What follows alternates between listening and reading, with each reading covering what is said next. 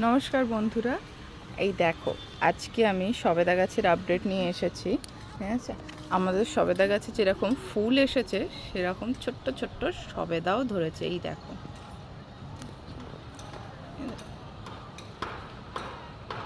দেখো এখানে কিছু সবেদা ধরেছে, এই ডালটাতে ধরেছে, এই যে এখানে আরও অনেক জায়গায় ধরেছে। এখানে তো কত ফুল হয়ে আছে, এই দেখো।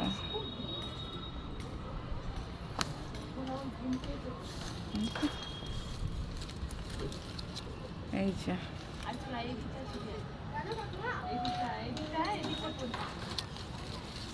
এই যে ভর্তি হয়ে ফুল এসেছে। তো এর মধ্যে কটা সবেদা দাঁড়ায় সেটাই দেখার বিষয়। ঠিক আছে, কারণ যদি এতগুলো সবেদা নেওয়ার মতন ক্যাপাসিটি না থাকে গাছে, তাহলে বেশিরভাগ সবেদাই ঝরে যায়। আর গাছ যদি ঠিকঠাক পরিমাণে খাবার পেয়ে থাকে তাহলে সব সবেদাই আশা করা যাবে যে ভালোভাবে পোক্ত হয়ে যাবে।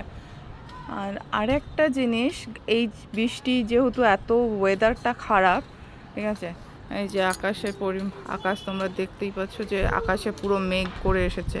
তো যেটার জন্য গাছের মাটি যদি অতিরিক্তভাবে ভিজে থাকে, এই যে দেখো মাটিতে কিন্তু একদমই জল দিলে চলে না। মাটি যদি অতিরিক্ত পরিমাণে ভিজে থাকে তাহলে কিন্তু প্রবলেম হবে।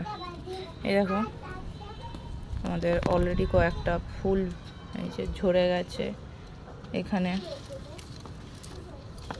আরও কত ফুল ঝরে গেছে। ঠিক আছে, এরকমভাবেই কিন্তু তাহলে ঝরে যেতে থাকবে।